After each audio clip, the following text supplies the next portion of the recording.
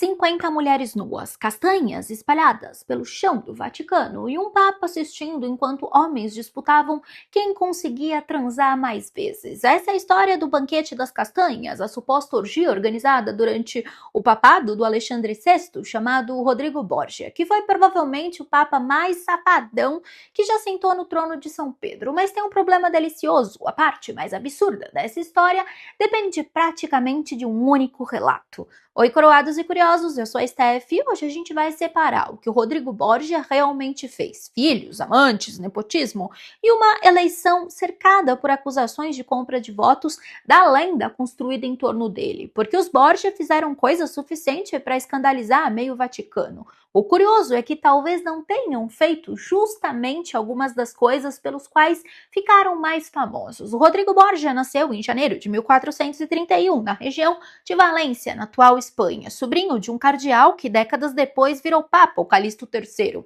e adotou o próprio sobrinho dentro da família com todo o privilégio disponível. Ainda jovem, o Rodrigo recebeu um cargo eclesiástico rico, estudou direito, virou cardeal aos 25 anos e passou os 35 anos seguintes acumulando fortuna e influência dentro da própria estrutura da igreja, muito antes de qualquer papado estar no horizonte dele.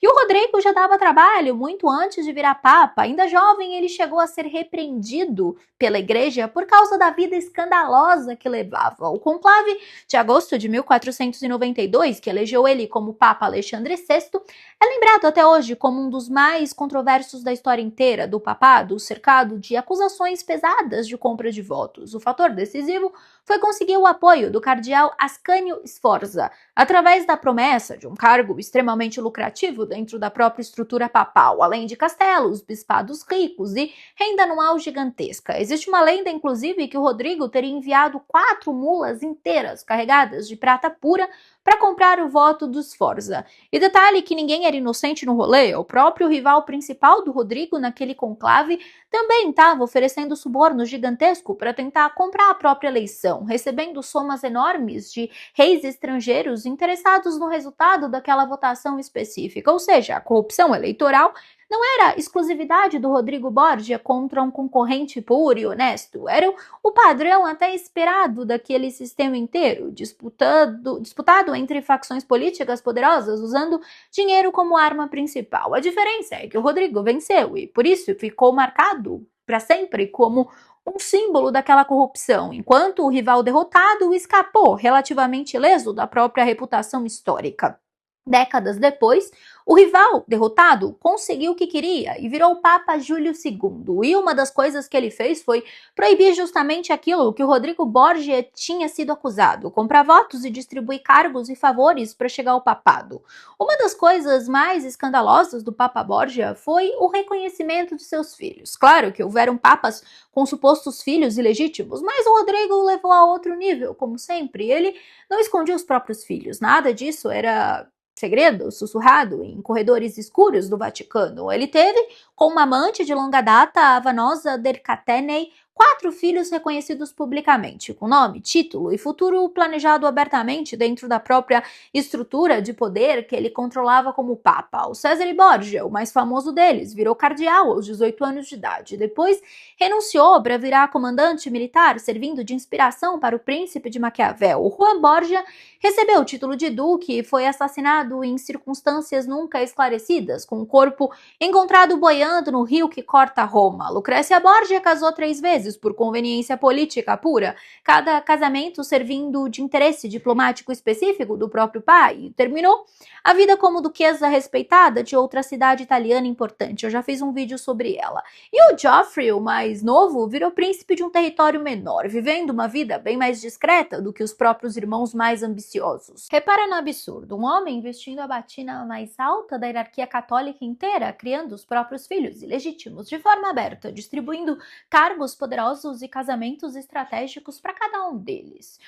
usando o próprio papado como ferramenta de ascensão da família particular. E depois de virar papa, o Rodrigo ainda teve uma amante chamada Giulia Farnese, que tinha só 18 anos quando o relacionamento com o papa começou. Ela se casou com outro homem por conveniência de arranjos familiares e morava literalmente ao lado do próprio Vaticano, numa casa que também abrigava a filha do papa, Lucrécia. Giulia ficou conhecida na época como a esposa de Cristo e a concubina do papa ao mesmo tempo, e usou a proximidade dela com o Rodrigo Borgia para garantir que o próprio irmão virasse cardeal, que seria o Papa Paulo III. E agora a gente chega no evento mais famoso, mais repetido e mais controverso de toda essa história, o chamado Banquete das Castanhas, acontecido na noite de 31 de outubro de 1501, dentro dos próprios aposentos do Cesare Borgia no Palácio Papal. A fonte de toda essa história vem do diário pessoal de Johann Buchanard, o mestre de cerimônias oficial do papado, que era o homem responsável por registrar protocolos e eventos importantes da corte papal com precisão.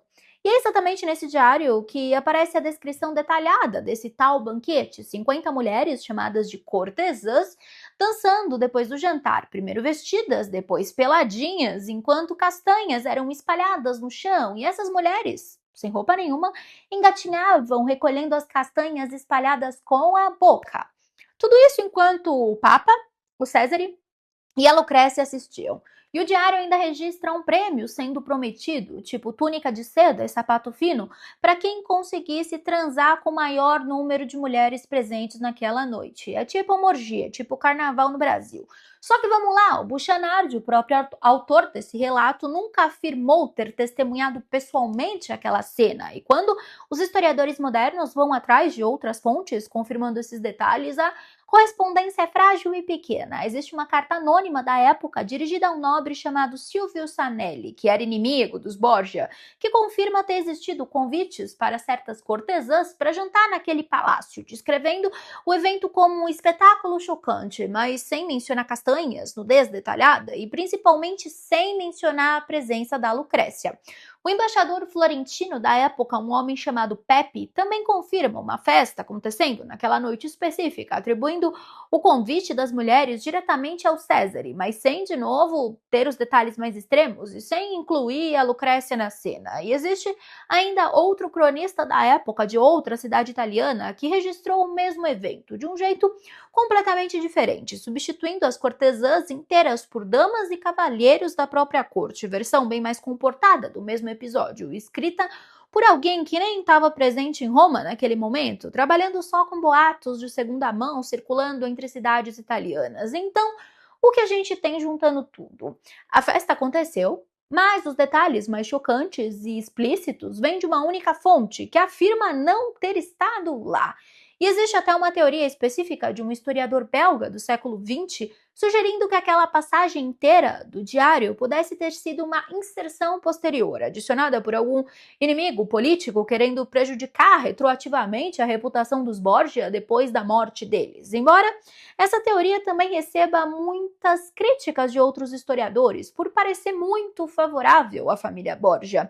E como fica esse debate entre quem estuda esse período com seriedade hoje em dia? A opinião se divide bastante. De um lado, historiadores como Gilles Milton defendem que o Diário do Buchanard é uma obra profundamente séria, escrita por um homem sem tendências a exageros dramáticos e que os fatos narrados, mesmo sendo chocantes, não estão fora do caráter que a gente já conhece do Alexandre VI. Do outro lado, historiadores como o Rafael Sabatini, que estudou profundamente a vida do próprio Cesare Borgia, são mais céticos, apontando que essa entrada específica do diário não tem paralelo com nenhuma outra parte de todo o resto do documento, e reforçando justamente que Buchanard nunca diz ter sido testemunha ocular direta daquilo que ele descreveu com tanto detalhe. Alguns mais atuais e revisionistas, como G.J. Meyer e Alexander Lee, da revista History Today, acreditam que o episódio não é plausível. Só que agora então a gente entra na acusação mais grave, mais repetida e menos sustentável de toda a lenda dos Borgia, o rumor de incesto entre o Rodrigo e a própria filha Lucrécia. Essa acusação específica tem origem clara e motivo pessoal bem documentado. Veio do Giovanni Sforza, o primeiro marido da Lucrécia, que foi humilhado publicamente quando o próprio Rodrigo, como papa, anulou aquele casamento em 1497, alegando que a pipa do marido não subia, impotência. Uma alegação bem duvidosa, considerando que o Sforza teve um filho com outra mulher depois. Em retaliação direta a essa humilhação pública, o Sforza espalhou o boato de que o verdadeiro motivo da anulação era que o Papa queria ter liberdade sexual no quarto da própria filha. E esse boato específico, nascido de vingança pessoal declarada, cresceu ao longo dos séculos, ganhando camadas extras depois, incluindo até o suposto incesto envolvendo o César e também com a Lucrécia, os próprios irmãos. Historiadores modernos como a Sarah Bradford consideram que não tem evidência sólida de que a Lucrécia tenha mantido relações incestuosas com o pai ou com os irmãos. Até a antiga enciclopédia católica trata essas acusações como acusações que cercam os Borgia e não fatos comprovados. A fama sobreviveu, a prova não. E como o Papa morreu, então, em agosto de 1503? Ele jantou na casa de outro cardeal e, poucos dias depois, desenvolveu uma febre violenta, junto com o próprio filho César, e que sobreviveu, enquanto o Papa piorou de forma progressiva até morrer com 72 anos de idade. A causa oficial, aceita pelo consenso histórico moderno, é a malária, doença conhecida na época como febre romana, que castigava Roma regularmente durante certos meses do ano, especialmente considerando que a corte papal permanecia imprudentemente na própria cidade durante períodos de riscos sanitários elevados. Só que existe, claro, uma versão bem mais dramática, circulando há séculos a lenda de que o Rodrigo e o Césare estariam planejando envenenar um cardeal ou vários de uma vez através de um vinho preparado com veneno letal. Só que, por engano de um criado desatento, o próprio vinho envenenado teria sido servido para os dois Borgias sem querer, resultando na morte acidental do próprio Papa através da arma que ele mesmo tinha preparado para matar outra pessoa. É muito curioso que isso sempre parece novela mexicana. Só que, claro, os historiadores atuais são céticos e dizem que todo mundo presente naquele jantar adoeceu igualmente. Isso é um sintoma muito mais compatível com a febre do que com um veneno seletivo colocado numa taça específica destinada a um alvo específico. E existe um detalhe físico real que ajuda a explicar por que o boato do veneno pegou tanto. O corpo do Papa, depois de morto, apodreceu, inchou de uma forma extremamente rápida e grotesca. O rosto ficou escurecido, a língua ficou inchada demais para caber dentro da própria boca aberta e o corpo teve que ser forçado dentro de um caixão pequeno demais por causa do inchaço. Mas esse detalhe assustador tem uma explicação bem mais simples do que o veneno secreto. O calor de agosto em Roma, obesidade natural do próprio Papa e o efeito comum da doença febril. Então, juntando tudo para fechar essa história, Rodrigo Borgia foi sim um papa corrupto, usou de nepotismo extremo com os próprios filhos, mas a festa das castanhas, com todo o detalhe mais explícito que a cultura pop adora repetir, depende de uma fonte só, sem confirmação total. O incesto com a própria filha é fabricação clara de um genro humilhado buscando vingança pessoal. E a morte por veneno é lenda dramática. Enfim, se você chegou até aqui, comenta pra mim. Você já tinha ouvido da versão completa do Banquete das Castanhas antes? Ou é novidade pra você? E o que você acredita que realmente aconteceu lá? Eu espero que você tenha gostado desse vídeo. Se você gostou, se inscreve no canal, ativa o sininho e vira membro. Nós temos vídeos novos todos os dias às 8 horas da noite. Um beijo grande e até amanhã pro próximo Steffi Flix.